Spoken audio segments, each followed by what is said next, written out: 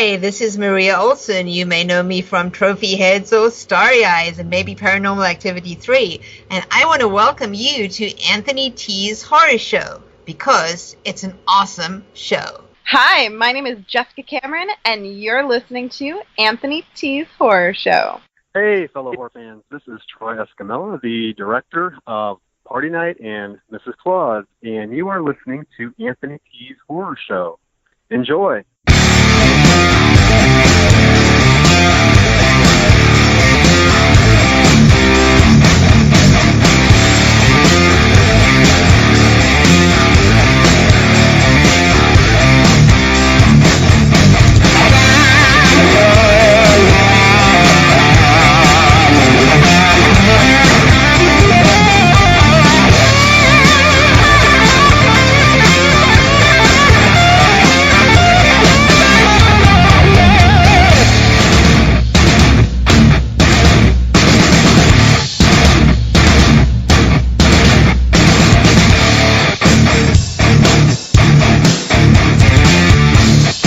Welcome to another edition of Anthony T's Horror Show. My name is Anthony T.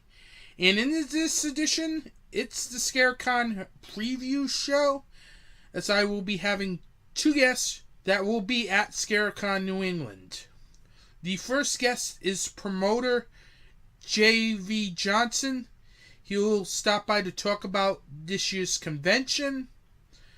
Then I will have an interview with filmmaker Garo Nigoghossian, who will be selling his films Dangerous People, in which he directed and produced and starred in, and the recently re-released Actress Apocalypse, in which he stars and produces. But first, since two major news stories dropped between episodes, as originally this was just going to be a preview show of ScareCon New England, but since there's major news, I figured I'd get it out of the way because, well, I may not have time next episode to talk about it. So, first off, Saw is getting rebooted. Yes, Saw is getting rebooted, and it's being executive produced by, wait for it, former Saturday Night Live star Chris Rock. Yes, comedian Chris Rock is executive producing the latest Saw reboot. Now, this could be a bad thing, but directing the reboot of Saw is Darren Lynn Browsman. Yes, the same guy that brought you Saw 2, Saw 3, Saw 4, and Repo the Genetic Opera. Now, normally I'd be finding a way to bash the fact that, yes, another comedian is going to try his hand at horror, but I have to say Dan McBride did a great job with Halloween, so I'm kind of interested in Chris Rock's take on Saw, and the fact that Darren Lynn Browsman's on board to direct really, I think, makes this a very interesting film. It's not like the Child's Play remake, where you have nobody from the original Child's Play on board in a producing or script writing capacity. So this will be a very interesting film when it comes out, because this could go one or two ways. This could be very good, or it can end up like Darren Lynn Browsman's latest film, St. Agatha, and be really bad. Trust me, do not watch St. Agatha. That is right now the worst film I've seen all year. Do not watch that film at all, please. But thankfully, he's returning to his slasher roots. So, I'm really hoping, and I'm excited for the upcoming Saw reboot. Because at least it brings back somebody who's done some films in the franchise and knows the franchise. This is why I am so against the Child's Play remake. There's nobody from the original Child's Play films on board in a producing capacity. So this is why I'm willing to give the reboot of Saw a chance, because it's bringing back Darren Lynn Brosman to the series, and that's a good thing. Especially that he's directing. It is a very good thing. I hope that this does not get screwed up, because it'd be very refreshing to have a very good Saw film, as the last one felt like one of those paint by the numbers films, where it was okay, but you wished it could have been better. And finally, the other piece of major news that happened is that Joe Bob Briggs will be coming back for season 2 of The Last Drive-In on Shudder. He recently released a video stating that season 2 is a go. I cannot wait. I've had so much fun watching season 1. You've seen me live tweet the first film of The Last Drive-In over on Twitter at Anthony T's Horror. Don't forget to follow the show's official Twitter page, as I'll also put some news and some show news up there as well. And sometimes you may see me live tweet too on that account, horror related of course. So I'm so psyched that The Last Drive-In will be coming back for season 2, and I think it's a very good move on Shudder's part, as this is still a young network, and one of the best things on that network is The Last Drive-In. It's one of those rare weekly series on streaming services that has succeeded. There's been no details on when season 2 of The Last Drive-In will happen. I got a feeling probably next year, but then again it could happen in the fall, or we could get some specials in between, which I would love. So get ready, because we're going to get more of Joe Bob Briggs, and that is always a good thing. With that, that is the news. Have a podcast that you want to promote?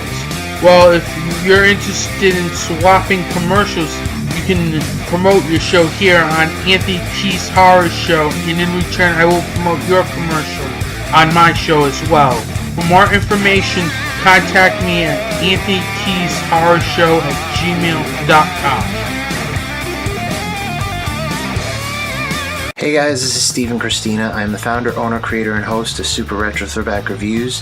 Are you looking for the best movie reviews, music reviews, video game reviews, and Comic-Con coverage all around? Well then look no further. Definitely check out Super Retro Throwback Reviews on YouTube, and our new audio podcast, the new and improved Super Retro Throwback Reviews audio files version 2.0 on the following media distributors: Podbean, Google Play, Stitcher, SoundCloud, iTunes, and Spotify. Class is over, John. Time for something new and improved. Welcome back to Anthony T's Horror Show.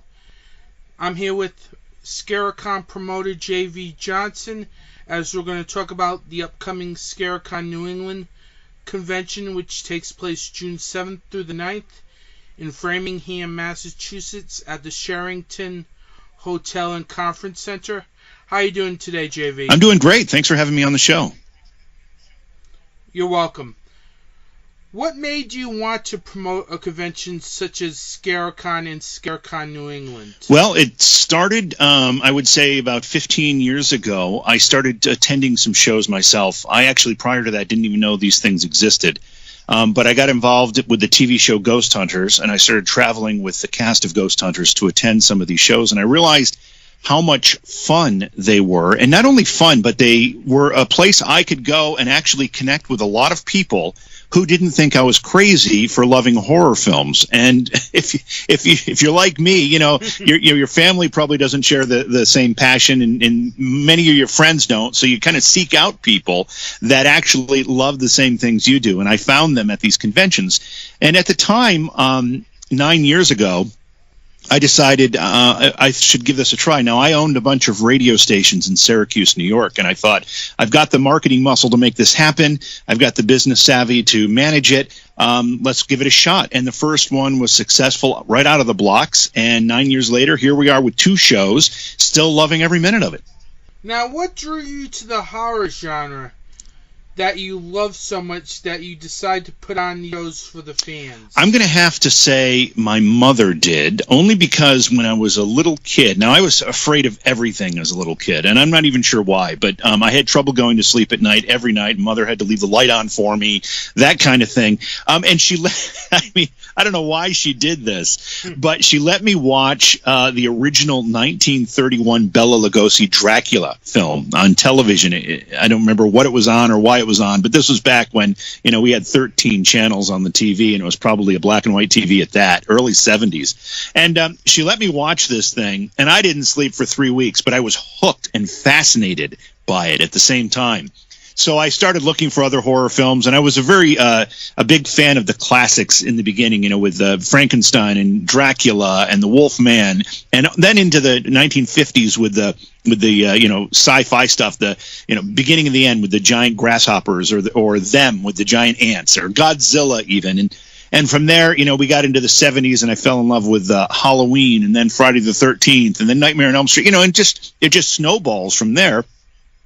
And I don't know what it is. I always ask this question when I talk to celebrities. I say, why do you think people love horror so much? Why are they so fanatic about it? And people always say, everybody likes to feel that adrenaline rush of being scared, but they like it when they know they're in a controlled environment and they're actually safe. So I suppose that's the visceral reason. But I'll tell you, it started as I was a little kid, and I love it to this day, and I'm just happy to be part of the industry. I noticed that you also run shows in the New York area as well before coming here to New England. Yeah. As this will be the 4th New England Scarathon. Yeah. What made you want to expand to the New England Well, area? there's a couple reasons. One is that the show that I've got in upstate New York kind of maxed itself out as far as attendance, just because it's a very rural area. There aren't, not a lot of population centers in upstate New York anymore. And, over the past 30 years or so, those populations have dwindled a bit. So we got to the point where we were maxing out attendance, and I was still anxious to share what I love with more people. So from my experience of traveling and attending other shows, I recognized that for some reason, New England, specifically the Massachusetts, Boston area, has a fabulous horror fan base. And there are some good shows in that area. I did not put Scaricon New England in Massachusetts to compete with anybody, because there are good shows. But I did see an opportunity to bring the Scaricon version of a horror convention to an area where there's a tremendous number of people who love horror. And I was right, and you were right. 4 years in now, it just continues to grow. We started in Springfield, but we found we had a little difficulty kind of shoehorning ourselves into the facility there. So we found a better facility in Framingham, Massachusetts, and this will be the 2nd year there, and we're really excited to be there. Yeah, I definitely love the Framingham facility, as I think really has a more intimate feel than in Springfield. Yeah, as I've been going to all the past conventions. Yeah, that's a great point. Intimate is a great way to put it. The Springfield Convention Center, it's the Mass Mutual Convention Center, was a great convention center, but it had a convention center feel. And there's something about being in a hotel type setting that makes it more intimate. Plus, all the hotel rooms are right there on site. The restaurants are right there on site. Everything is self-contained. So when you show up at the Sheraton in Framingham for Scaricon weekend, once you walk through that doors, you're immersed in Scaricon from the moment you get there until the moment you leave on Sunday. You're seeing the celebrities all over the hotel. You're seeing them on the convention floor. You're, seeing them in the bar. You're seeing them at the parties. That's the beauty of it. It's an intimate way to not just go to a convention and get an autograph, but to have a complete and a weekend-long fan experience with the people that you're anxious to meet. What is your approach when booking a guest for a Scaricon event? That's a great question. There's a couple of things that I weigh very, very carefully. Obviously, they need to be popular and people need to want to see them. That's the first criteria. But once, there's a lot of celebrities that fall under that category. And what I try to do, I attend a lot of other conventions, and I watch the celebrities and I gauge how they interact with fans. And I'll tell you, I'm very, very reluctant to bring in a celebrity who doesn't give the fans the experience that they deserve. I've seen celebrities, have their cattle line of autograph seekers. They don't even look up from the desk. They just sign it because somebody else hands them a sticky note with the name on it. They sign it, and the person doesn't even get an experience. All they get is an autograph. I watch for the celebrities that look up, they talk, they shake hands, they take selfies, they chat, they share experiences, they listen to the fans sharing their experiences. Then, on top of that, they're not afraid to mix it up at the parties. They're not afraid to mix it up in the hotel bar after the show hours are closed for the day. It's those types of celebrities that make Scaricon different. And that's why we have a few celebrities that we bring back show after show, because they've made real long-lasting friendships out of some of the fans that attend Scaricon. And some of our Scaricon attendees come back because they want to see Jason Lively again, or they want to see Felissa Rose again, or whoever it happens to be. It's the one-on-one intimacy between celebrity and fan that I look for when I try to pick celebrities from when I'm attending other shows and bringing them to Scaricon. Because without that experience, you may as well just order it on eBay, What made you want to refer to both Felissa Rose and Jason Lively as Scaricon ambassadors? That's a great question, too. They, Felissa, I think this is going to be her, 8th Scaricon attendance, and Jason Lively is pretty close to that, too. They've become such good personal friends of mine, and they tell everybody that they talk to that Scaricon is their favorite show. And it's their favorite show because of everything we've just talked about, because we encourage and allow those interactions and those experiences, and we make it more than just a stand in line and get an autograph kind of show. This is an immersive, full fan experience, and Felissa and Jason love that about Scaricon. So I've kind of put the name Scaricon Ambassador because everywhere they go, they're talking about how much they love Scaricon. Now, one of the things that I like about this year's convention is it's back to 3 days. What made you want to decide to move the convention back to 3 days from 2 days? Yeah, well, we always want to do 3 days. It just so happened that when we signed the contract for the Sheraton in Framingham for the first year, which would have been last year for us, they didn't have the Friday available for us. And we kind of, we wanted to be in early June. So we had to kind of take what we could get for the first year, and all we could get was the Saturday, Sunday. So our intention was to be 3 days, but we just couldn't do it last year. But when we signed that first-year contract, we made sure that was available to us in the following year, which it is this year. So Friday, Saturday, and Sunday this year. One of the main things that is going on at this year's convention is the Scaricon New England Podcast Awards.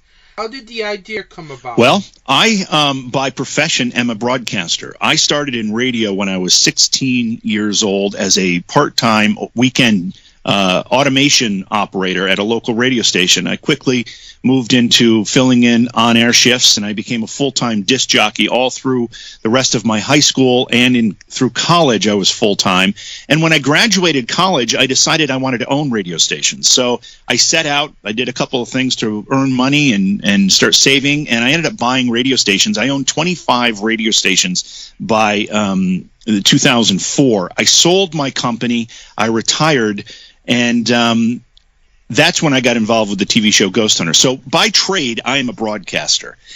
As I got into Scaricon, I started to recognize that the broadcast community has evolved from a radio-based community to a podcaster-based community. And I also recognized that it was the podcast community in the horror industry that was really providing the conduit between events and celebrities and the fans. I mean, other than maybe going to see a movie, you didn't really have a way to connect, or reading on a website, you didn't really have a way to connect in an intimate format with what was happening in the industry. And podcasters filled that niche. And they did it out of a passion for it, not because there was money in it. Because believe me, and I'm sure you know, there's not a lot of money, if any money, in what you do. You do it because you love it. And it's that passion for what we do that made me realize, you know what, this podcast community is the life's blood of our industry, and they need to be recognized. So I started by inviting podcasters to come to Scaricon, and I would give them a table at no charge so they could be part of the convention.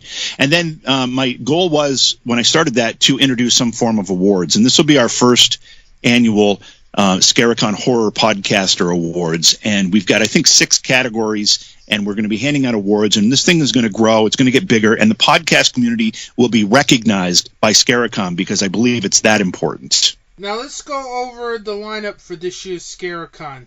The headliners for this convention are Cassandra Peterson as Elvira, aka Elvira, who is back again from last year. What made you decide to bring her back? She made me decide to bring her back. She contacted me, and she said, JV, I had a great time at your convention. It's one of the best. I'd love to come back if you'll have me. And if Cassandra Peterson says that to you, you don't say no, because she's a wonderful lady. People love her. Her alter ego, Elvira, is a beloved character in the horror community. And I'll have her there every time she wants to come back because she's that much of a sweetheart, and she's that much of a fan favorite. Yeah, I met her last year. She's a very nice person.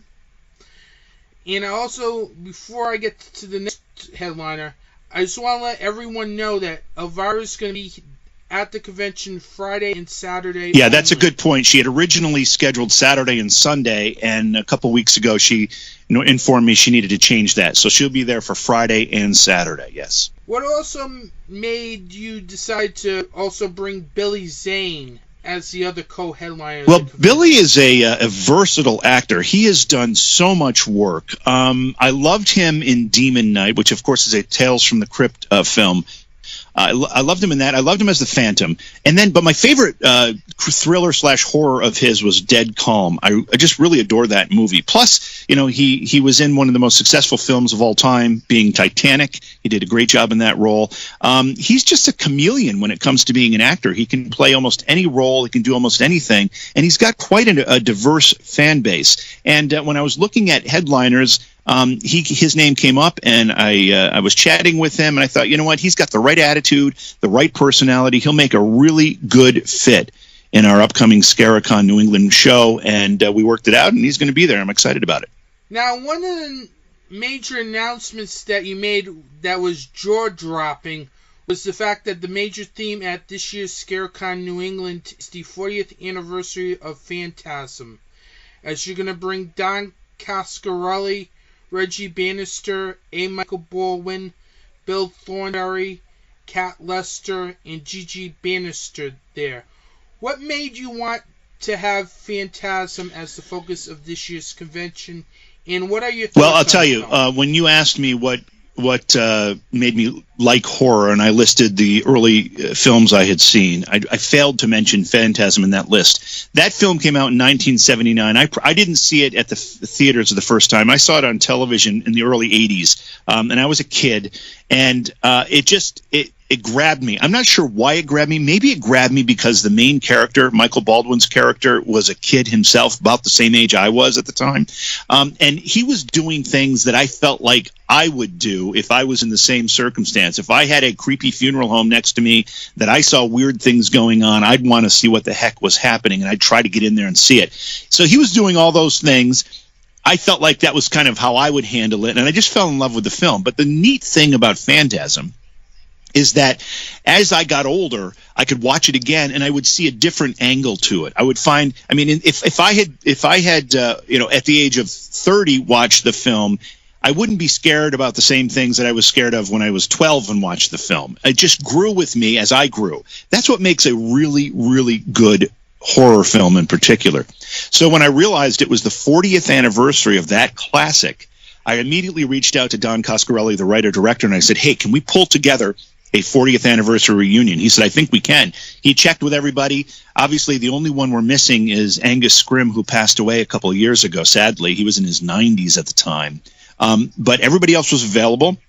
We worked it out. They're all coming. This may be the only time we get these 4 cast members, Reggie Bannister, Michael Baldwin, Kat Lester, and Bill Thornberry. Now, you mentioned Gigi Bannister as well. That's Gigi is Reggie's wife. And Don Coscarelli, all in the same place this year for the 40th anniversary. They'll be doing a photo op together. They will be doing autograph signings. We're going to do a panel discussion about the Phantasm films. Not just the first one, but all 4. And then we're going to screen the film. And again, this might be the only time this happens this year. And I am very, very proud to be the person to be hosting it. If that wasn't big enough The convention is also celebrating the 35th anniversary of the Nightmare on Elm Street franchise, as you're bringing in Heather Langenkamp, Amanda Wins, and Lisa Wilcox. How did this come together? I've been trying to get Heather Langenkamp to one of the Scaricon shows for many, many years, and she doesn't do a lot of conventions. She's got a very, very busy and active family life that requires her attention many, many weekends. In fact, she's got some special needs children that require attention. So she's been difficult to get to commit just because of her schedule. And so every convention, every Scaricon planning session, I reach out to Heather and I try to get her on board, and we were able to make it happen this year. Just so happens it's the 35th anniversary of A Nightmare on Elm Street, which makes it even more special. Amanda Wiss has been somebody who's been at a couple of Scaricons already. She's a good friend of mine, so she was easy and happy to jump on board. And Lisa Wilcox, I've never had at a Scaricon, although I've hung out with her at several other conventions, and she's always expressed an interest to be at a Scaricon because she's heard how great they are. And this all came together nicely. So we've got Heather, we've got Lisa, and we've got Amanda, all going to be there for this 35th anniversary get together celebrating A Nightmare on Elm Street. If it wasn't enough, Art the Clown and Terrifier will be taking over this con as well, as you're bringing in David Howard Thornton, Damien, and you just recently announced Catherine Corcoran will be there. Yeah. And there were also... it is. And I'm not even sure that I'm pronouncing it correctly when I say it, because I haven't spoken to her personally. It's all been through emails. But, there have been very few new horror film ideas in the recent, I'll say, 2 or 3 years that have captured me as much as Terrifier did. I'm not a fan of gore. That's not the type of horror that I love. I'm not a fan of clown horror. It's not the type of horror I love. But I watched Terrifier at a weak moment one night, and I fell in love with that film. It's one of the best presentations and new ideas, and it's actually a bit of a throwback to 80s slasher at the same time that I've seen in years, maybe a dozen years. And it was a low-budget independent film written and directed by Damien Leone, who will be with us at Scaricon, New England. And I just thought it was fantastic. And apparently the horror community does too, because Art the Clown, or the actor David Howard Thornton, is appearing at a lot of conventions, but he has yet to appear in New England, and he will be at Scaricon, New England, not just as David Howard Thornton, but he'll also put on the full makeup and do a photo op as Art the Clown. And then as far as Catherine Corcoran is concerned, that was a bit of a last-minute thing we could put together, and I'm really happy to have her there, because if you've seen Terrifier, you know that she is the victim in what I would consider the most, jaw-dropping kill scene that I've seen in a very, very long time. If you've seen the movie, you know exactly what I'm talking about. Yes, I do. Yeah, and if you haven't seen the film, I recommend you see it and then come to Scaricon, New England, and meet Catherine, because she's the victim in that. And that whole scene is just probably the linchpin that sealed that film for me. So we are going to theme our Saturday night party after Art the Clown. It's going to be a carnival of horrors featuring Art the Clown. And I know David Howard Thornton is a big karaoke guy, and we're going to do karaoke at that party Saturday night as our big attendee party. All attendees are welcome to the Saturday night party. Doesn't matter what ticket you hold, you're welcome to come. And that'll be I think 9 o'clock Saturday night. So yeah, I'm really, really excited and anxious to have this group come together for Scaricon. It's going to be terrific. I think Terrifier is definitely the new Hatchet. When the Hatchet came around, I think early 2000s, it had that buzz. This film definitely does it, and I can't wait for I was just going to say, Damien has promised me that in his panel discussion at Scaricon, New England, he will offer some morsels about Terrifier 2, because the screenplay has already been written. I don't know. I think they're talking about production sometime in the falls to start, so he'll throw out some tidbits about what we can expect in Terrifier 2. He'll do that at the panel discussion at Scaricon, New England. Now, besides that, who else is going to be at Scarecon New England? Well, we've got some pretty cool people like Terry Kaiser. He's got a horror credit in Friday the 13th 7. However, he's best known as Bernie in Weekend at Bernie's. That's just an iconic movie. It's not horror per se, but it's certainly one that everybody seems to love. In addition to that, Kate Hodge will be with us. She's from Leatherface and She-Wolf of London. And Danielle Bisutti, from the Insidious films and Curse of Chucky. She did a great job in Curse of Chucky, will be on hand as well. We mentioned Felissa Rose. We mentioned Jason Lively.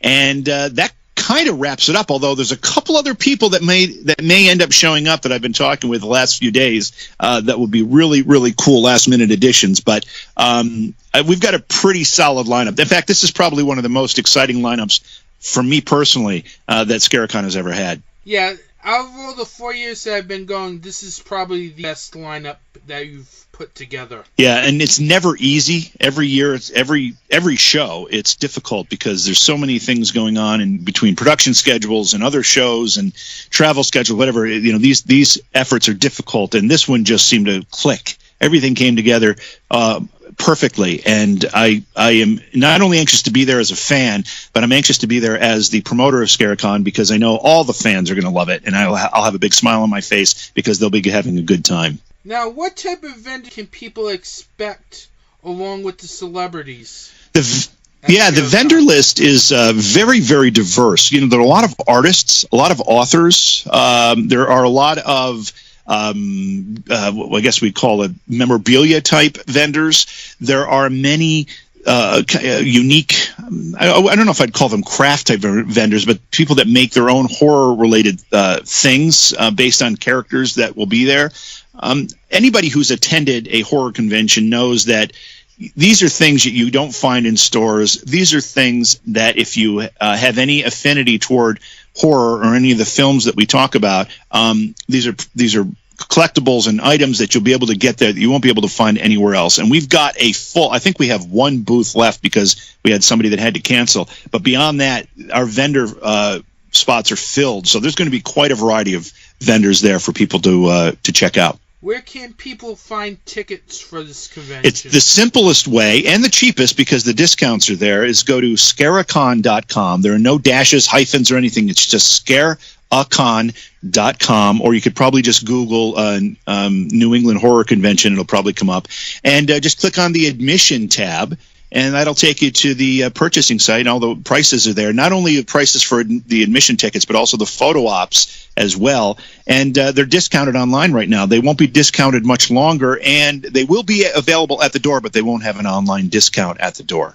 Now, before we go, I also noticed you host a radio show as well called Beyond Reality with Jason Hawk, formerly of Ghost Hunters. Tell me about the show and how people can... Well, as I mentioned, I'm a broadcaster by trade, and Jason and I decided to put together a paranormal-themed radio show. If you're familiar with the show Coast to Coast, we're very, very similar to that show, although we try to take an edgier approach to it. And the show is on about 60 radio stations around the country right now. If you're in a major market, I'm sure you can find a radio station that carries the program. But if you can't, the best way to get the show is either subscribe to it as a podcast, because the shows are uploaded the next day for podcast form, or go to my YouTube channel. And this is something I recommend highly because I have more than just Beyond Reality Radio content there. But you just go to YouTube and search JV Johnson, and you'll find hundreds of episodes of Beyond Reality Radio there. Plus, I stream the show live every night, Monday through Thursday, while we're doing it live at midnight Eastern. So a lot of different ways you can listen. The show is very, very popular right now, and we're really, really excited to be able to do it. And we have some great guests. We talk about topics ranging from ghosts to conspiracies to UFOs to Bigfoot, and even horror topics as well. We've actually had some good horror guests as well. So it's a lot of fun to do, and I hope people enjoy listening to it. Now, how can people keep up on Scarecon on social media? Just go to the Scarecon Facebook page. We're also on Instagram. It's just Scarecon, easy to find. There's an event page, but there's also just our general page. Like it, and you'll be notified of what's going on every time we have something going on. We're doing the show June 7th through the 9th. That's Scarecon New England in Framingham, Massachusetts. And our next show is October 18th through the 20th in Rochester, New York at the Rochester Riverside Hotel. So every 6 months or so, we've got a show. Now, speaking of the Rochester show, what made you move the show from Turning Stone to Rochester? We had a couple of issues we had to deal with that forced our move. One of them was that Turning Stone, because it's such a popular destination, they get many very large corporate events that come into Turning Stone. And we were finding we weren't getting our choice of weekends. And last year they stuck us on Halloween weekend, which I told them from the very beginning, there's the two worst weekends you could possibly put me on are Christmas and Halloween. And they without any choice, and they did it very late in the game, they stuck me on Halloween, and it just turned out to be a really bad weekend for us. And they just couldn't accommodate my needs. So we had to look elsewhere. We looked throughout Syracuse. There wasn't a facility that was the right combination of hotel and exhibit space, but we found one in Rochester. So we're going to go to Rochester. And luckily it's close enough to Turning Stone that it really doesn't involve that much more driving for people. It's just a different direction. That's all. So yeah, October 18th through the 20th, Rochester Riverside Hotel. That'll be our first show in Rochester. And we're getting a great reaction to that news. Well, JV, I want to thank you for coming on to my show. Good luck with the convention, and I hope to see Anthony, you there. thank you so much for having me. And again, everybody check out Scarecon.com, and I will see you at Scarecon New England. You can find Anthony T's Horror Show on social media on these platforms. Facebook at facebook.com/Anthony T's Horror Show. Twitter at www.twitter.com/Anthony T's Horror. On Instagram at www.instagram.com/Anthony T's Horror Show. On YouTube at www.youtube.com/Anthony Thurber. And you can find Anthony T's Horror Show on the web as well at anthonytshorrorshow.blogspot.com. And you can also find Dark Discussions at www.darkdiscussions.com. Besides Anthony T's Horror Show, you can also listen to these other fine podcasts on the Dark Discussions Network. Dark Discussions, hosted by Philip Perrone and Michael Darwin. You Know Nothing, Jon Snow, a Game of Thrones podcast. Bullets, Brothels, and Bots, a Westworld podcast. Halloween Boutique, Psychotronic Reviews.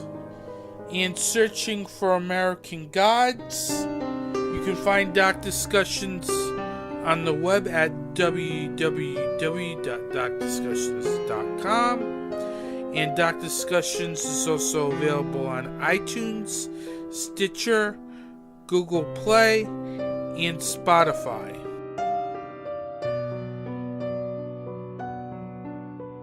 Welcome back. I want to thank J.V. Johnson for coming on to the show. Scarecon New England takes place June 7th through the 9th at the Sheraton Framingham Hotel and Conference Center. It's going to be a very good time. A lot of celebrities are going to be there.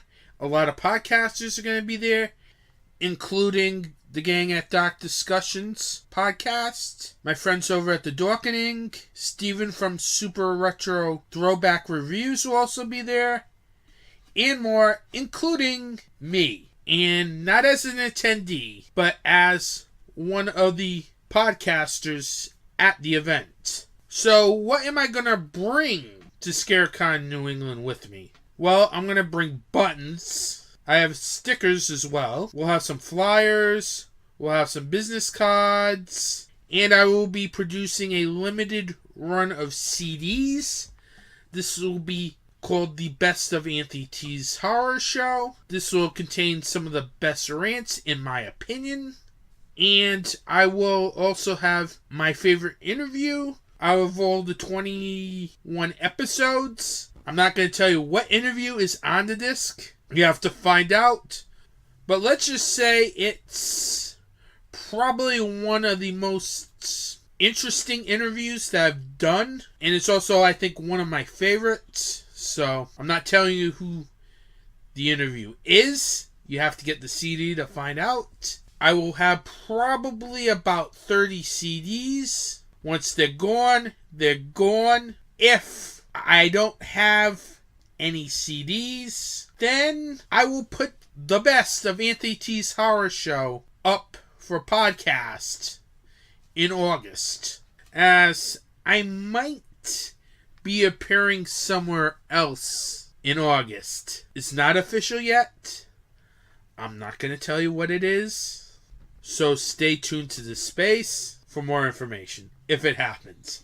If not, then I might still release it anyway. So don't worry if I run out of CDs, because that means there's people that are interested in hearing the best of Auntie T's Horror Show, and I will find some way to put it on podcast form. Even if I have to go on YouTube to do it, I will do it. As to when I'll be at my table, I may not be at my table at all times, as I'll be also on the convention floor getting interviews for the show. So if I'm not there, don't worry. Feel free to take one, as everything is free. I will have a schedule to when I'll be at my table. I'm just waiting on what the final schedule for Sheraton New England is. I will post it up on my official Facebook page at Anthony T's Horror Show. Also, don't forget to like the page as well if you want to keep up with the latest news on my podcast. And also, ScareCon weekend, June 7th through the 9th. Keep an eye out on Anthony T's Horror Show's Facebook and Instagram, as I'll also be posting pictures from the convention all weekend long. So don't forget to follow Anthony T's Horror Show on Facebook and Instagram at Anthony T's Horror Show. With that, I'll be back with my interview with Garo Nigoghossian, director of Dangerous People and star and producer of Actress Apocalypse. Want to learn more about horror directors? With a lighthearted look at 3 of their movies? Meet fearless podcaster Gore Blimey. I've been unsettled by bats in the past and startled by parrots, and I've even been known to jump at the odd cockatoo. Discover horror films that are classics, and others, too. There's a topless aerobics massacre, an exploding rock singer, cannibals, nude martial arts, a deep-fried prostitute. But it's not all silliness. You'll get proper movie breakdowns, opinion, and background information, too. Yep, in the 80s and 90s, Jeff Stryker was huge in gay porn. In every sense. So if you're a horror film fan, come and check out the Trilogy of Terror podcast at strangeanddeadly.com, or find it on Apple Podcasts, Stitcher, or on your podcatcher. One of those people that has a certain charisma and a certain style, and I'm just hoping one day he'll rub off on me. The Trilogy of Terror podcast, where we try 3 times harder to give you the willies. The following interview contains language and subject matter not suitable for young listeners. Listener discretion advised. Welcome back to Anthony T's Horror Show. I'm here with Garo Nigoghossian. He's here to talk about his 2 films, Actress Apocalypse and Dangerous People, in which he both starred and produced. How are you doing today, Garo?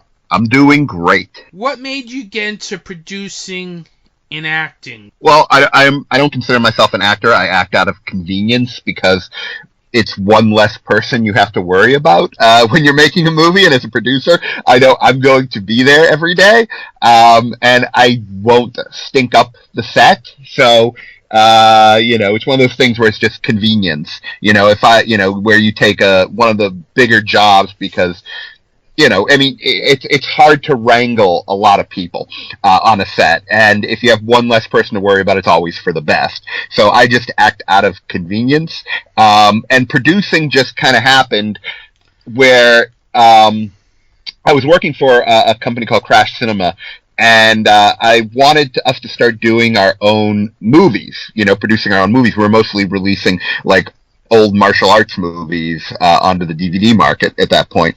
And so I got a budget to do Actress Apocalypse, and it's just one of those things. I got the budget, I was putting, everything together with Rich, because he had the idea for the movie, and we worked on it, hammering it out what it was going to be, and it just made sense for me to produce it because I was handling the money from Crash Cinema.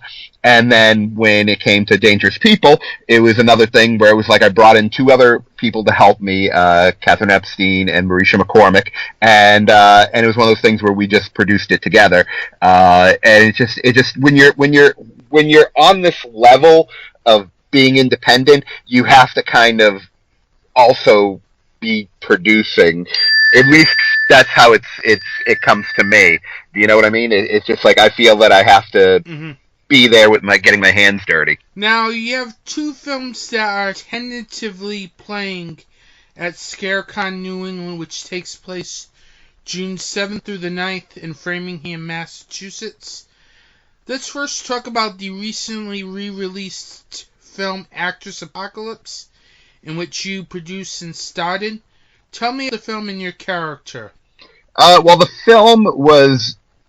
film came out of a lot of anger, because it was, because me and the director Rich, we had tried to make a movie together in 1998 called I Am Vengeance, and things went wrong, and it was a big hassle, and it never got finished. I know Rich tried to remake the movie 3 times, and I was a part of 2 of those shoots. I wasn't around for the 3rd. We had kind of a falling out after the 2nd shoot, and then we didn't talk from between 1998 to 2004. And in 2004, we started talking again.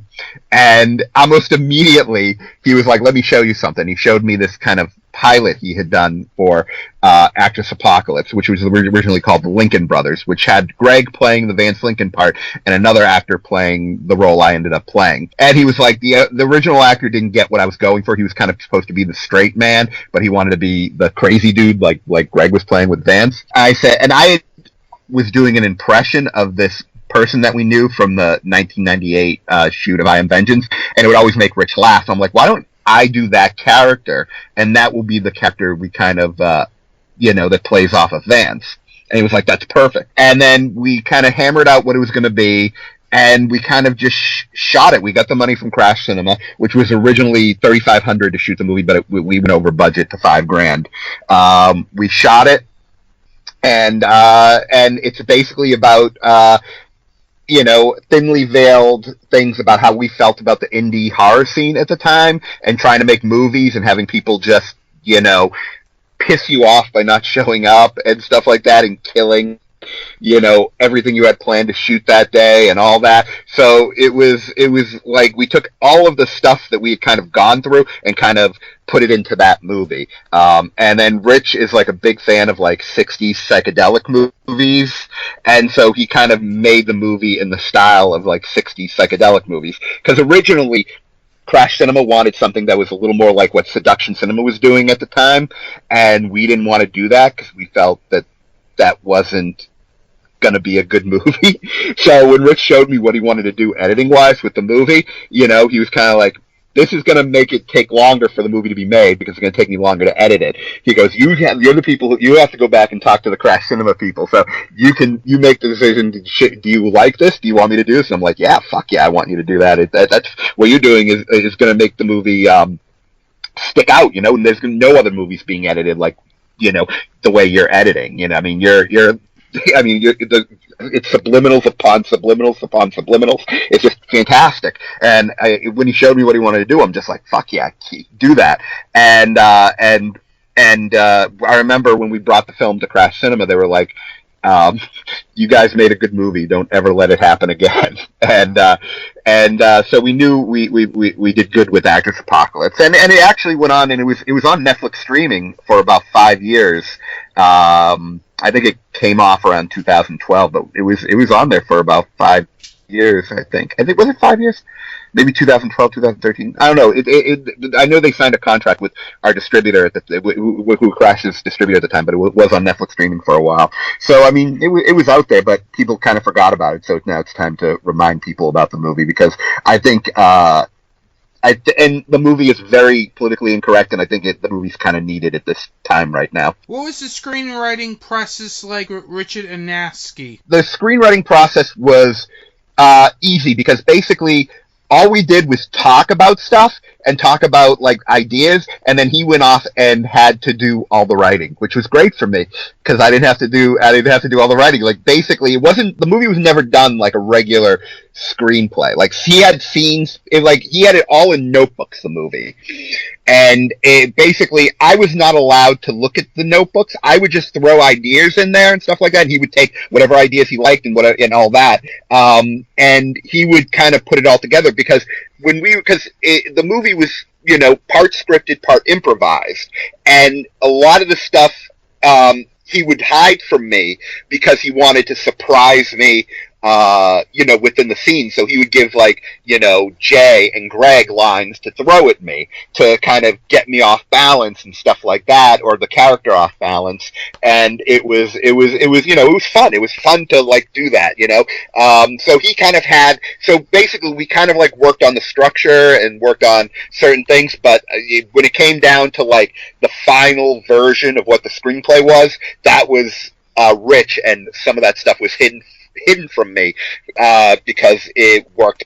It would get a better performance out of me within the scene. What made the both of you want to go for a mockumentary/exploitation route for the film? We just thought it would be easier to shoot. That's what it came down to. It was what can we do to make it, because basically when you're shooting a mockumentary, you don't have to worry about the lights being in the shot. You don't have to worry about the boom mic being in the shot. You don't have to worry about any of that stuff. So it makes it easier to kind of shoot the movie faster. And you can kind of it's just way easier. Like with Dangerous People, you get in there, you have to make sure the lighting's right. You have to make sure that the boom mic stays out of frame. You have to do all this, and it's a much slower shoot. Whereas Actress Apocalypse, it was like, boom, boom, boom, boom, boom. We shot that. We got it. It was a much faster shoot, Actress Apocalypse, than Dangerous People was, and that was by design. We wanted to have be able to do a much faster shoot. What made you want to go for both the horror and the comedy routes in your screenplay? Well, we always it's like we like horror. And we like comedy, so it was one of those things where it was we knew with the characters there was the humor there, so we wanted to play into that, and horror is always if you're making a movie and you're making a low budget movie, it's always best to make a horror movie, because there's the potential for it to be seen. There's a much more potential for it to be seen than any other movie, because horror fans are always looking for new things to watch. Whereas if you kind of make a straight comedy, it's going to be harder to kind of cut through all the noise, and being that we're both fans of horror movies and we're both fans of comedies, it just seemed like the better route to go.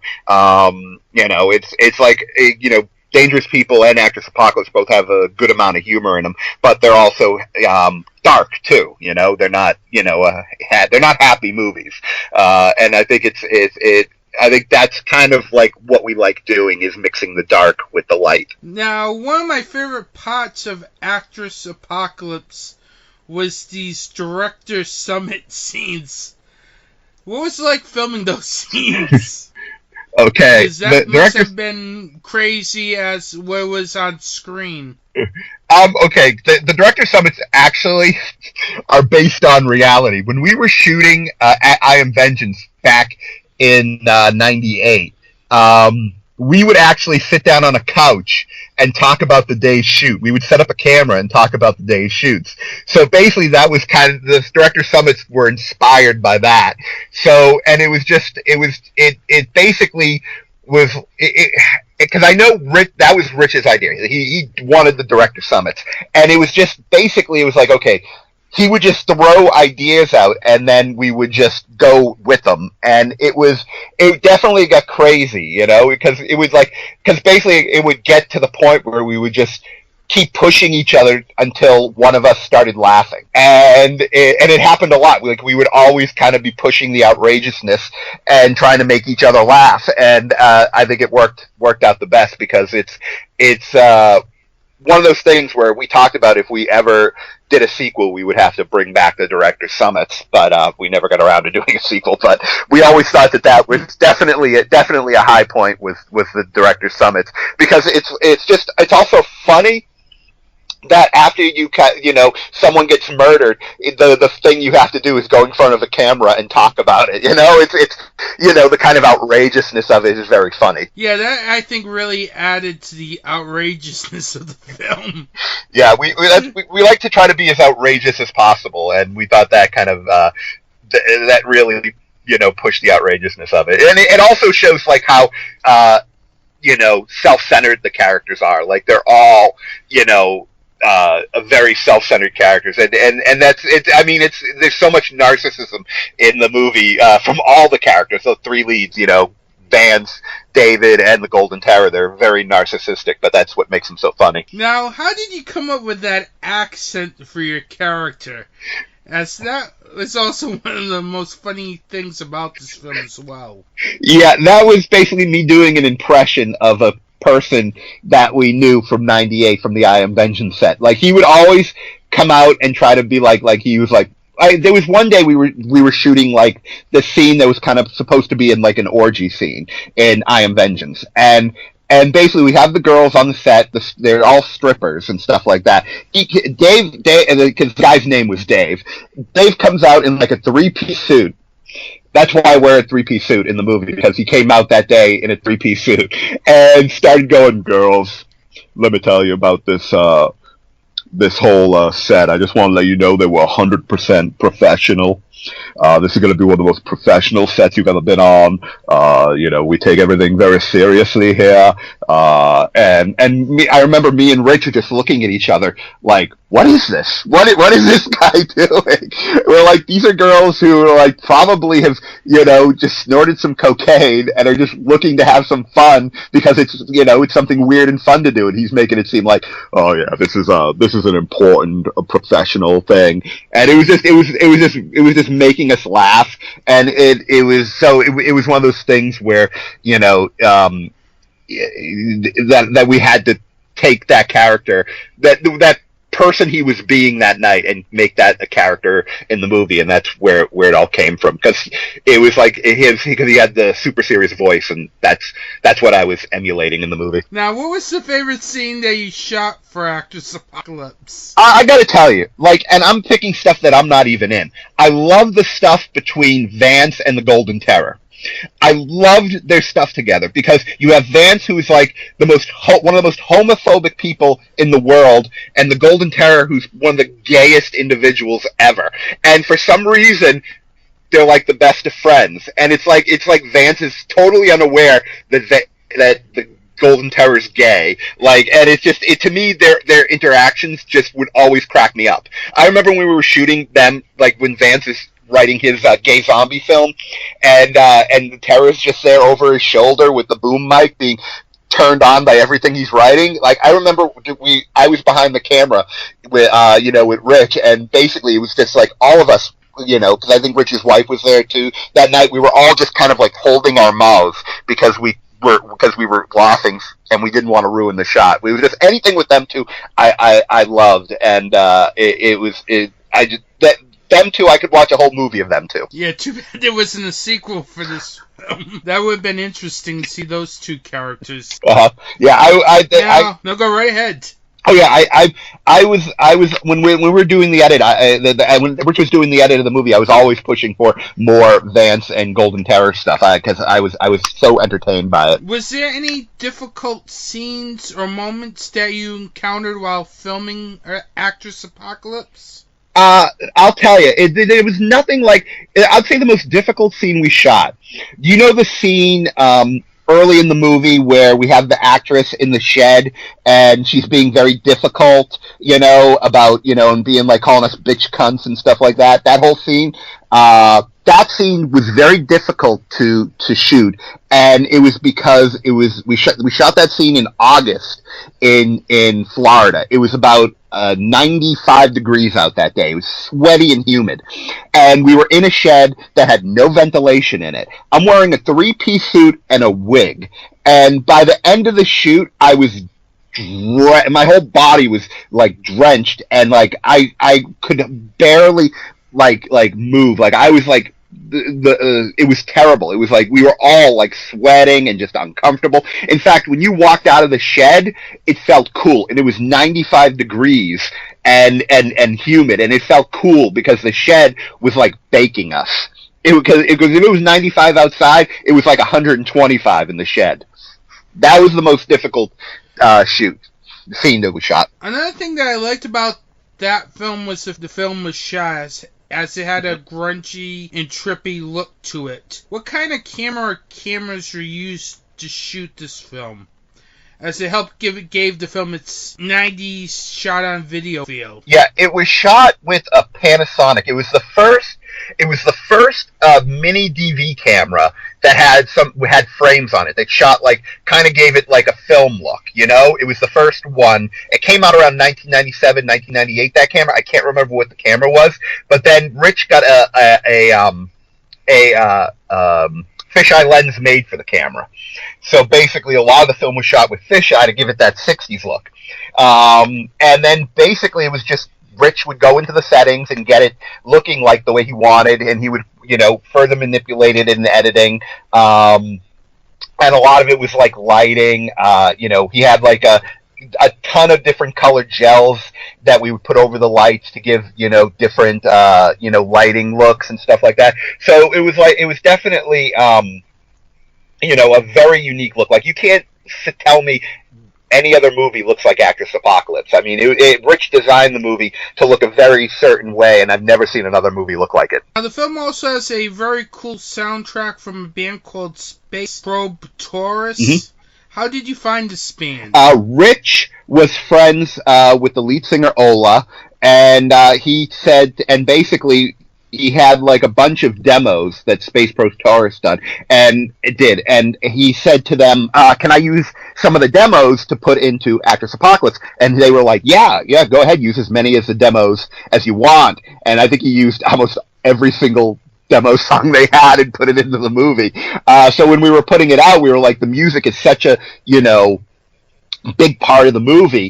Do you want? And we asked Space Probe Taurus if they wanted to release a soundtrack with the DVD, and they were super psyched about that. So that's why, when you buy the movie, it comes with the soundtrack to the movie by Space Probe Taurus, which has all the songs that are in the movie. Now let's move on to your other film, Dangerous People. Mm-hmm.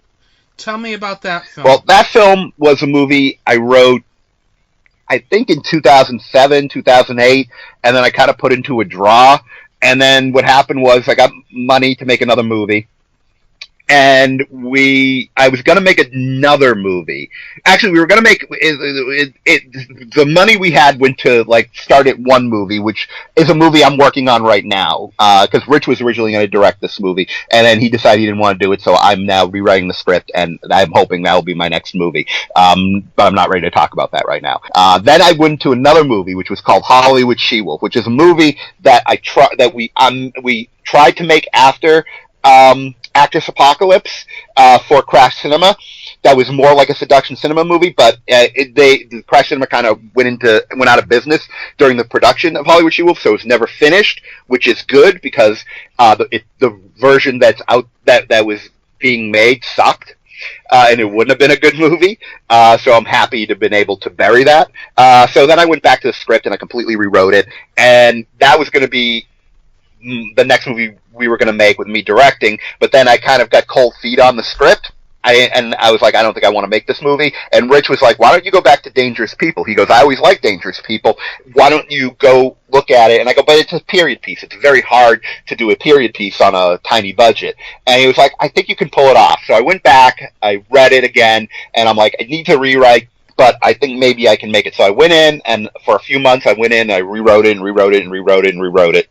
and then I decided, yeah, I'm going to make this. We're going to make Dangerous People. And what happened was it took a little while because I got together a crew and a cast and all that. And then what happened was I didn't like the way the movie was being shot by my director of photography, and I didn't like the way my original lead, co-lead was acting in the movie. And basically what happened was I ended up having to fire my original director of photography and fire my original co-lead male actor.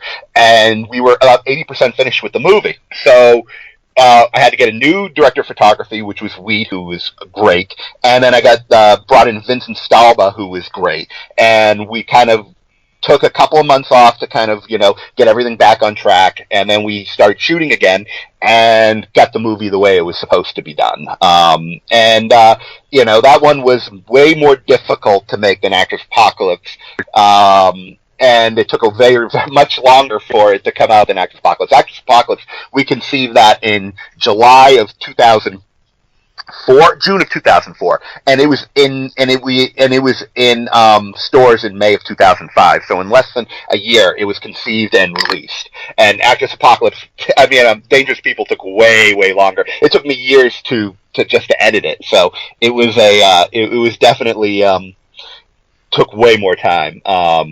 But it was also a movie that was much harder to film because it was done like a movie and not like a mockumentary. So you don't have the shortcuts you do that when you shoot like a mockumentary. Now, what made you want to step into the director's chair for Dangerous People? I always wanted to direct a movie. Always wanted to, and it was one of those things where I was always writing scripts. And it was like, let me just do it. Let me try it. Let me see if I have what it takes to make a decent movie. And I tried with the first version of Hollywood She-Wolf, which has never come out, and it was terrible. But I kind of learned a lot of lessons from that. And then Dangerous People was just like, let me do it. Let me just fucking do it. Let me go out there and see if I have what it takes to make a decent movie. And that's what happened. It's just, trying to make a movie is very, very difficult. It's much easier to produce and than to direct because you got to work. Because you got to, if you're not editing yourself, you got to monitor the editing. And I edited most of Dangerous People, and I had never edited a movie before, so I was kind of learning as I went along. And it's just. You got to worry about the music. Okay, I got to get a score. I got to get songs for the 70s movie. So I got to get a 70s soundtrack, and I got to do it with no budget. So there's a lot of things you got to deal with and figure out, how to fix those things and make those things happen. And thankfully, everything kind of worked out where I was able to get the music I wanted and I was able to get a good score for the movie.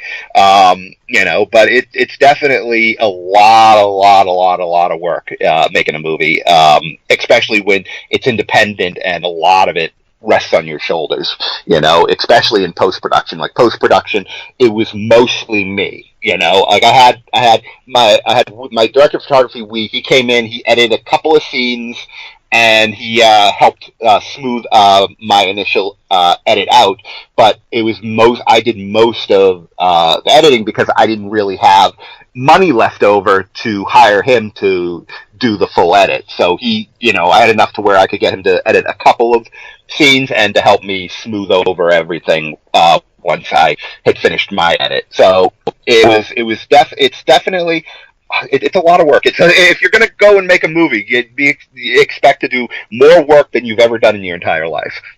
Now, how did the idea of Dangerous People come out? Well, me and Rich called me one night, and he was like, we should come up with a movie that we can shoot in 24 hours. And like a movie that's just like a day shoot. And we started like brainstorming. And it came into this thing where it was kind of like, it's going to be a little bit like Last House on the Left. And basically, we kind of, that night we hit every single beat that's kind of in the movie, like everything that happens. And it was supposed to originally be me and it was going to be me and Greg, who played Vance in Actors Apocalypse. Says,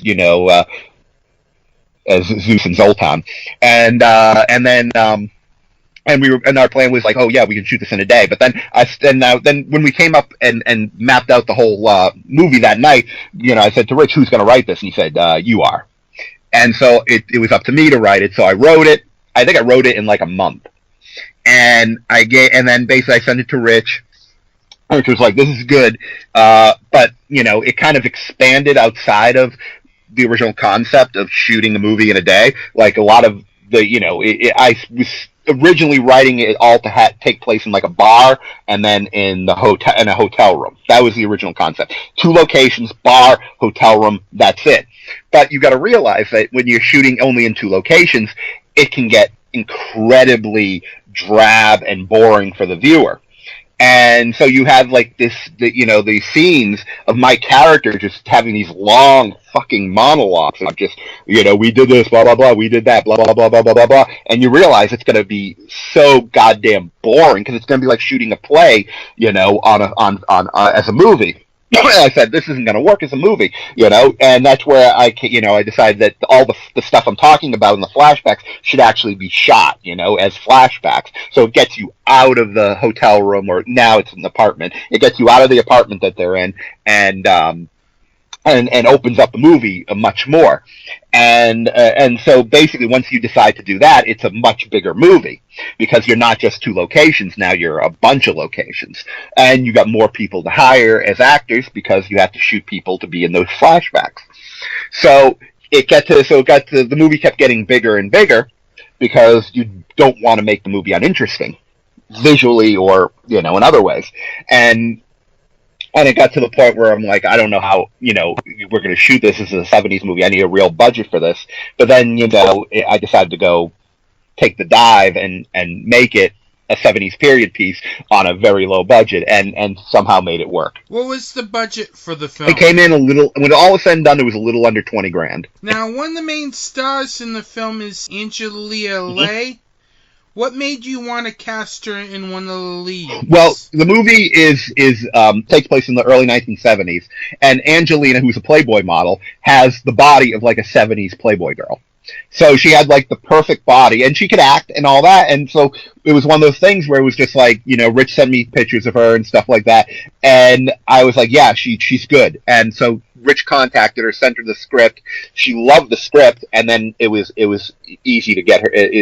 Since she wanted to do the film, she really wanted to do the film because she had never. You got to understand, like a lot of girls, all they get offered in movies are get naked and get killed, And she was looking at this like, oh, I get to play like a real character here, like a 3-dimensional with all this, and and I get to play someone devious and stuff like that. So she was, even though she does get naked a lot in the movie, she still gets to play a much deeper character than she ever, everyone's given her the chance to do.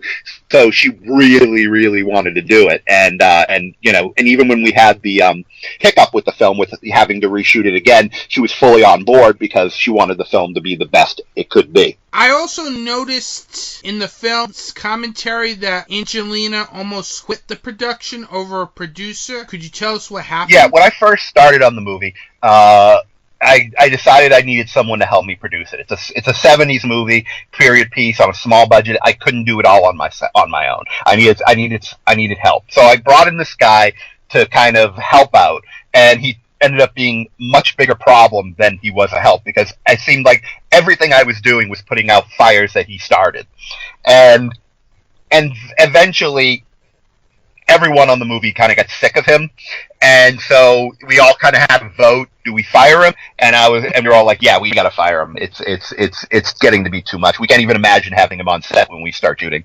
So basically, I ended up firing him, and then after I fired him, I contacted Angelina, and I'm like, if this guy contacts you, don't talk to him. He's not part of the production anymore. And she's like, oh, good, you fired him. He's like, he was emailing me and bugging me, asking me for like nude pictures and stuff like that. And I'm like, really? And she's like, yeah, I was ready to like quit the movie. And I'm like, oh, I mean, you should have like contacted me and told me what was going on, And but she was very happy that she didn't have to come to us and ask for him to be fired or anything like that. We kind of came to that conclusion on our own. And so after we fired him, she was she was 100% happy. And like I said, it was like after we fired him, and then after I fired so many people on this movie. I fired 3 people on this movie. But once everyone who needed to be fired was fired, the shoot went as smoothly as possible. Now, I know you fired the first actor.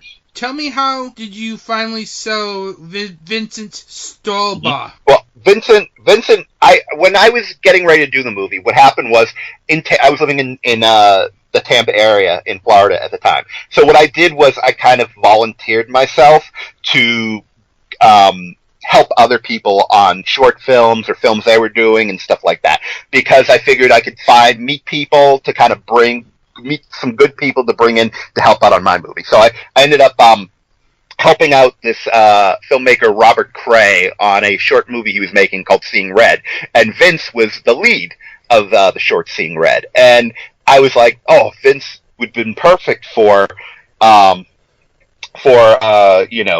movie.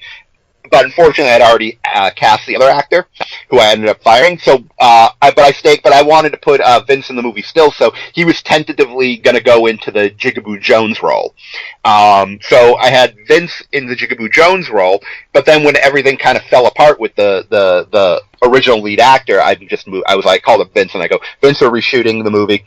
Do you want to go up to co-lead? And he was like, yeah, 100%. I want to do it. I want to be the co-lead. And it was that simple. And he was perfect for the role. Absolutely perfect. He was able to do everything I needed him to do. And he understood the humor of the movie. And that's why he was, and he understood the pathos of the role. And he was able to bring both of those to the forefront. And that's why he's so good in it. I noticed that the wardrobe in the car had a 70s look to it. How did you and crew come up with the costumes in the car for that film? The costuming, it all went through Rich. Rich was the one who okayed everything, So basically, we got all of our costuming through thrift shops and through eBay. So everything came through thrift shops or eBay, and that took a lot of time. We went through a lot of thrift shops all through Central Florida.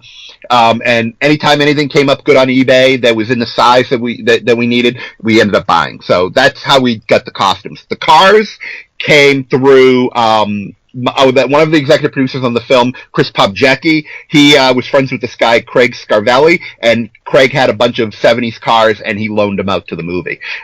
So it was good that so between those two things, we were able to get all the clothes and cars we needed. What was the most challenging scene that you had to direct? The most challenging scene?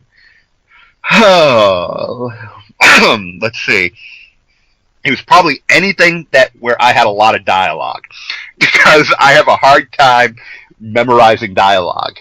And in fact, because I have, how some people have a photographic memory?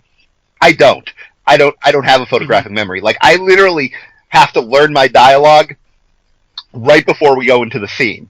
And I can kind of keep it in my head for the 10-15 minutes we're shooting the scene, but then it's gone. It disappears. So every time I had a lot of things I had to say. I know that basically the probably the end scene between me and Vince, that was probably the most difficult. Probably because I had to do a lot of acting in that one, and I had to remember a lot of dialogue. So I'm saying that was the hardest scene to direct, because I had a mediocre actor who couldn't remember his dialogue, and was probably acting a couple of had to act more than he had before. So yeah, that was it, because of me, the actor, making it difficult for me, the director. Now, Actress Apocalypse, Dangerous People also has music that stand out. How did you get to use J.D. Blackfoot songs? Okay, well, I found out because not many people know about J.D. Blackfoot. It was one of those things. Rich was a huge fan of psychedelic rock music, from the 60s and 70s. And I remember when I found out about J.D. Blackfoot, I played him some stuff, and he's like, I'd never heard of this guy, and his stuff is great. Because what happened was I was rewriting Dangerous People, and I created a psychedelic rock channel on Pandora to play while I was working on rewrites. And all of a sudden, this song by J.D. Black would come in called "Wondering Where You Are," and I was listening to it, and I'm like, oh my god, this would be so great for when they're walking into the bar and they see Erica for the first time. I'm like, this would be perfect for that scene. And I'm like, oh, this is so good. So I looked up the album, that song was from the album The Ultimate Prophecy, and I downloaded and listened to it, and I listened to a bunch of B-sides from it and stuff like that, and I'm like, oh, this song would go great here in this scene, this song would go great here in this scene, it was like so many songs were perfect for individual scenes in the movie that I was like, oh my god, let me look up, this guy. I looked up J.D. Blackfoot, and then I'm reading that The Ultimate Prophecy came out in like 1972, I think it came out, which was the same year that Dangerous People is set in. And I'm like, okay, that's perfect. And then I read it came out in Mercury Records. I'm like, oh, Mercury Records. But then I read at some point he bought the rights to the that album back from Mercury Records. So I'm like, okay, that's great. All I got to do is get in contact with J.D. Blackfoot and work out a deal with him. And that's what I did. I got in contact with him, and we worked out a deal. And that's how I was able to get the music. If my memory serves me correct, when we were hanging out at one of the ScareCon New Englands, you told me that if you didn't get a certain song, that you wouldn't have not made Dangerous People. Why is that? Well, it wasn't just the song. It was like if I couldn't get all the J.D. Blackfoot music, I didn't want to make the movie because I felt that the movie needed those songs and like really elevated the movie, and I wanted to have real, psychedelic rock music from the early 70s in the movie, and I felt that if I didn't have it, it wasn't really worth making the movie. But before we even started shooting, I was in negotiation with J.D. Blackfoot, so I felt comfortable going ahead and making the movie. And I ended up getting the music. And I mean, like I said, it's just one of those things. Like I can't imagine the movie without the J.D. Blackfoot songs in it. I think they go together too well that they need to be there. So it was one of those things where I needed that music. I wanted the one of the things I always liked was like Martin Scorsese's use of music in his movies, and I was like, I want to be like Martin Scorsese on a very low budget, and I want to use music the way Martin Scorsese uses music in movies and stuff like that. So basically, it's like once you've got a song there, you write a scene to kind of go with the song and stuff like that, and like there's like scenes that like once I knew what the song was, I knew what the scene was, and so it was like so when I was writing it, those songs kind of scored that scene, and it was like it needs it now because you can't take the kind of to me it's for a lot of the scenes in the movie where the songs are in it, they're actually like the foundation of those scenes, so you can't really take the foundation away because it will just make the scene crumble. So that's why I needed the songs. You said also on the commentary track for Dangerous People that you have multiple ideas for future films. Will there be any sequels in the future? I always said that the only way we're going to do Dangerous People sequels if the first Dangerous People is financially successful. As of right now, the first Dangerous People is not financially successful. So, no to sequels as of now.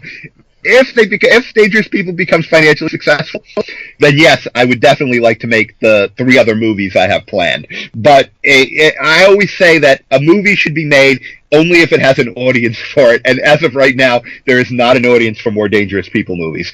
But who knows? Down the road, there might be. But as of right now, there's not. It did not do that great, but it's also because I don't think a lot of people know about the movie, and that's where I think the problem is because everyone who's seen it has really liked it. Problem is, not many people have seen it, so that's the problem. And I try to buy Facebook's ads, but Facebook ads, anytime I put together an ad for Dangerous People, it always gets rejected. So I'm sick of Facebook ads. Fuck you, Facebook, because literally they'll be like, oh, there's cleavage, it's not acceptable. Then I go and I look at like the Adam Night thing, and there was a show on Stars called Now Apocalypse, and it was just basically naked women covering themselves up, and that was an ad on Facebook. I'm like, why is that okay, but a little bit of cleavage in my ad isn't? It's like you got people fully naked just covered with like a little arm, and it's like, oh, that's okay because it's Stars and they have a lot of money, so they can do whatever the F they want. But me, an independent, I can't do anything. And then I go and they'll be like, oh, there's a gun in the picture. You can't do the ad. And it's like, then I go and I see tons of ads for Hollywood movies on Facebook with guns. And I'm like, oh, fuck you, Facebook. Oh, fuck you. So, and they make it, so basically I can't even advertise the movie to try to get a bigger audience because Facebook keeps bending me over and fisting me. So that's the problem with trying to get the word out on your movie is basically, even when I want to spend money to advertise it, I can't. Look at it this way, they're screwing us fans over on Instagram with hashtag horror. Because, they're saying every time you would put hashtag horror, it would say, do you need help? Uh-huh. Are you okay? It's like, hell. It's like you can put guns or hashtag guns and probably not get a warning, but if you put hashtag horror, you're mentally unstable or something. So it's amazing how these social media sites are. I'm really, social media has become horrible lately. It's terrible. It used to be good. It's like it's awful. Like if Facebook were to close down tomorrow, I'd be like, you know what? It's for the best. If Twitter were to close tomorrow, I'd be like, you know what? It's for the best. I miss MySpace. MySpace was fun. The problem with MySpace was that the guy kept changing the format to the point where it became hard to use. You know, the website became hard to use. If he had just stopped redesigning it and made it hard to use, we would never have gone to Facebook and we would all been much happier. And probably would have made it easier for independent films to thrive. Yeah, it's terrible. I can't, like I said, it's hard for me to be able to advertise the movie. It's terrible. I want to advertise the movie. I put money aside to advertise for the movie, and every single one of my ads gets rejected by Facebook, so, you know, what can I do? Now, if people cannot make it to ScareCon New England, where tentatively Actress Apocalypse and Dangerous People are going to play there. And also, if you're coming to ScareCon, I have a table there, and I'm going to be selling Blu-rays and DVDs of Dangerous People and DVDs of Actress Apocalypse. So I'm going to be at ScareCon, and you can buy those movies from me. But if you're not coming, Dangerous People is available to rent or buy digitally on Amazon. And you can also get the DVD or Blu-ray through Amazon, or you can get it through our distributor, SGL, their website. I think they have the cheapest price for the Blu-ray, which is $19.99, and you can get that from SGL website. And Actress Apocalypse, you can get directly from me at the website www.actressapocalypse.com, and it's $15 for its free shipping. And you can get Actress Apocalypse directly from us. Support independent filmmakers directly. And it's the movie, the DVD with tons of extras, and the soundtrack music by Space Probe Taurus, all for $15. Any upcoming projects? I'm working on something, and we'll see how that all pans out. And then like I'm on a couple of episodes of the Midnight Movie Cowboys podcast, which is midnightmoviecowboys.com, or you can get it on iTunes. And there's 2 episodes I recorded with them for me and Hunter reviewed the video game Red Dead Redemption 2. So that's coming soon. And then we all did a show on the movie Dragged Across Concrete. We reviewed that movie and we talked about it. So those are coming soon from Midnight Movie Cowboys. And I'm like the unofficial fourth member that comes in and out and does shows every now and then. Where can they find you on social media since we bashed it already? Okay, I'm on Facebook. You can find me as Garo Nigoghossian, but you should realize that my Facebook account is basically me trolling 95% of the time because I love trolling. I'm on Twitter. Also, I think it's at Mr. Garo. I think it's Mr. Garo. I can't. Hold on. Let me look up my Twitter. I can't remember what my Twitter is. But my Twitter is also me trolling too. When I'm on social media, I'm basically trolling. It's at Garo75. So basically, I'm on social media. I'm just trolling all the time because it's fun. Because people get upset by almost everything nowadays, and I enjoy upsetting people. So that's why I troll almost all the time on social media. So if you come on, just expect that I'm trolling all the time. Well, it's very nice chatting with you, Garo. Have a good day. Okay, and good luck on the success of your films. can find Anthony T's Horror Show on social media on these platforms. Facebook at facebook.com/Anthony T's Horror Show.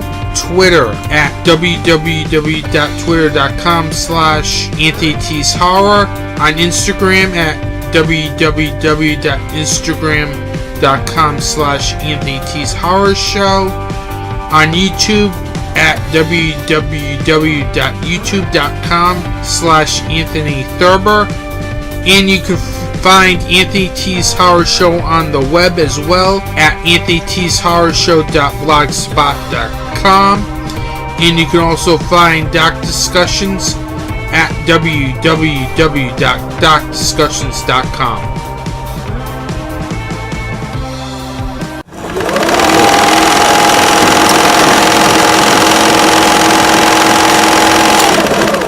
For my film recommendation this episode, I'm recommending the film Terrifier.